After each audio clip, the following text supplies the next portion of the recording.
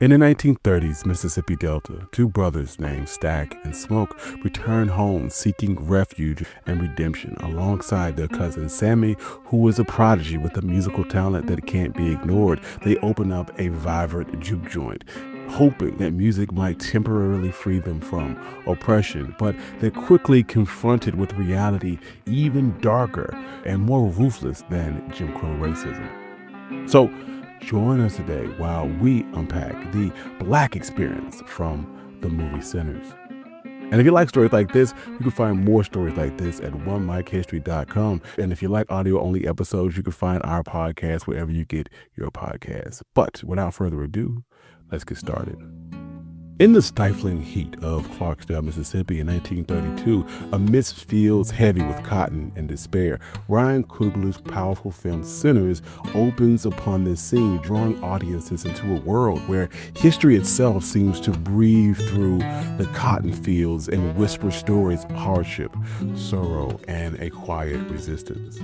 Historically, Clarksdale was birthed from a land once settled by a man by the name of John Clark, and it was once a hub for enslavement and cotton plantations. Over the decades, it matured into a town that symbolized Black suffering and cultural vibrance. The oppressive sharecropping system that dominated here transformed Black men and women into economic captives, perpetually bound by debt servitude to landowners.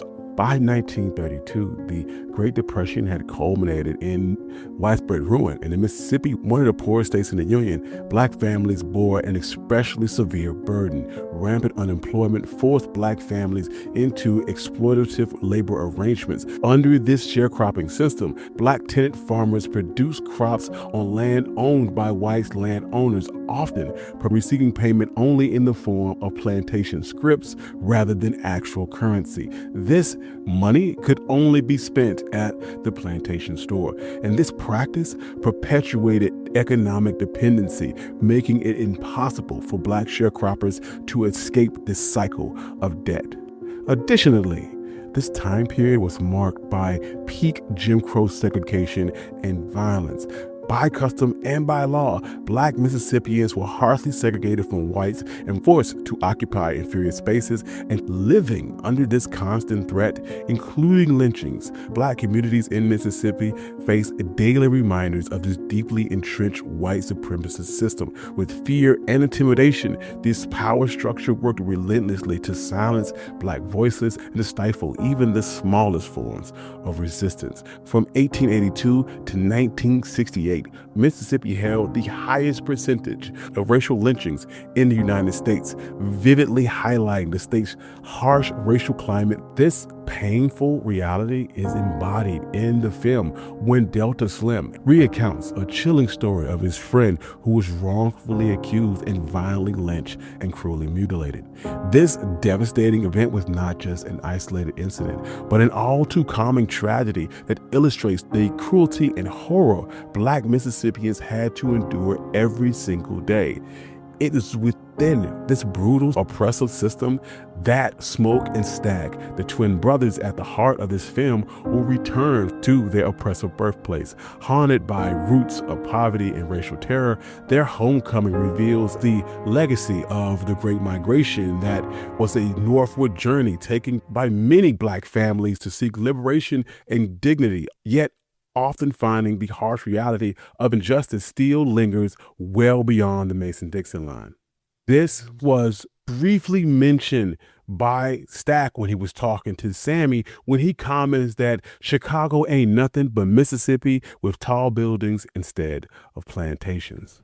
And as Smoke and Stack grapple with their troubling past and the oppressive backdrop that they find themselves in, the film finds its emotional foundation in this shared experience and the powerful rhythms of the Delta Blues.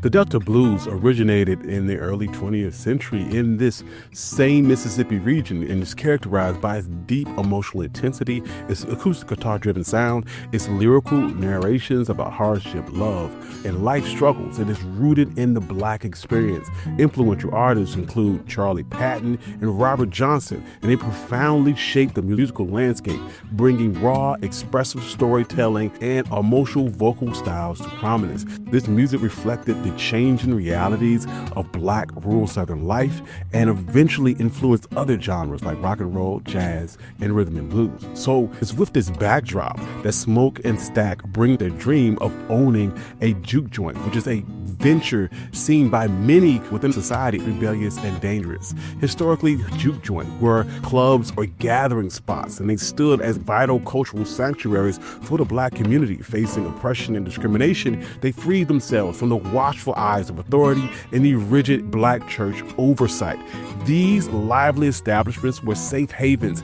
Inside those walls, Black people could express themselves openly, honestly, and passionately. This led to music that was raw and authentic, and it echoed their struggles, their loves, their loss, their hopes, and resistance. And it's through Ryan Coogler's storytelling that the importance of juke joints are seen clearly. They weren't simply venues. They provided a safe space to wash the cares away of the day, and blues became more than music. It was a lifeline, an emotional truth spoken boldly and bravely by those who refused to be silenced. Yet, within the Black community themselves, the Delta blues came with a complicated tension. On one side, blues offered freedom from expression, a bold celebration of life's raw truth. And on the other hand, the music troubled those who preach caution and respectability as vital strategies for surviving a white world. And Ryan Coogler brings these tensions vividly to life within Sinners, masterfully dramatizing the passionate clash between churchgoers who saw blues as dangerous and sinful devil music and those who embraced its liberation. At the heart of this conflict is Sammy, who was an exceptionally gifted young bluesman driven by a desire to express himself more freely through song, and his preacher father, who warns him against playing the devil's music, cautioning that doing so risks inviting the devil inside. And sure enough, the music does draw something dark and dangerous close. It draws a vampire named Remick into their community. Remick's arrival introduces a fascinating layer to the story. He is a centuries-old vampire of Irish descent whose presence represents the experiences of marginalized white communities in America. Though victims of prejudice themselves turned around and became the oppressors of Black communities. There was a time where the Irish were considered inside-out Negroes, but by 1932, they would have been assimilated into white culture and would have let the devil in. The film also carefully traces how vampirism spreads amongst the white locals, notably members of the Ku Klux Klan, before affecting Black patrons at the juke joint. Coogler subtly highlights the painful history, outsiders often invading Black spaces, eager to exploit, control, and commodify Black creativity for their own purposes. Remick's obsessive yearning for Sammy's talent perfectly embodies how white society has historically taken and profited from Black artistry without respecting or acknowledging the humanity behind it. And yet, through all of this supernatural symbolism, Coogler never loses sight of reality.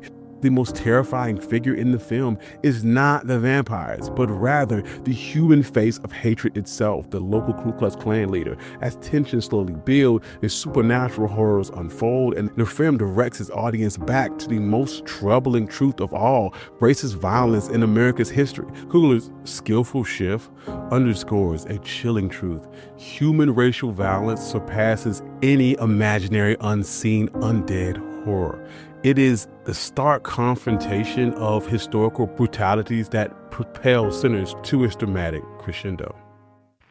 Ryan Coogler's Sinners masterfully guides us through a haunting tapestry of Black history, resilience, and unbreakable rhythm.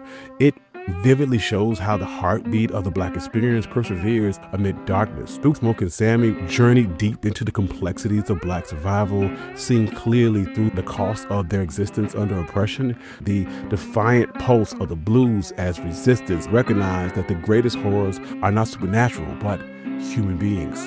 Coogler reminds us that to understand Black history, one must confront the painful past without turning away, and weave together a thread of family bonds, musical traditions, and fierce perseverance. Ultimately, Sinners invites us to not only bear witness, but also to remember that the past is alive and it's breathing within our present and shaping every moment that we inhabit. Just as Sammy's blues song resonated through every scene that it was in, our ancestors speak through us, echoing courage and hope. When we truly listen, their voices rise, defiant, powerful, and unforgettable, guiding us to a future beyond fear and fortified forever by our history, our art, and our enduring humanity. Thank you. This has been One My Black History. I'm your host, Country Boy.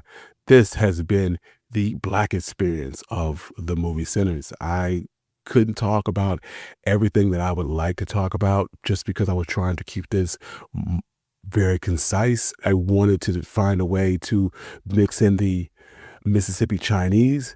I thought they were super interesting with their Black accents and the fact that they were primarily in Black communities, opening grocery stores to serve us. But narratively, I didn't know where that would fit. Either way, I hope you enjoy this. If you like audio-only episodes, you can find those wherever you get your podcasts. And I'd like to thank all my financial contributors. Without you, none of this could be possible. And I love you all. Peace.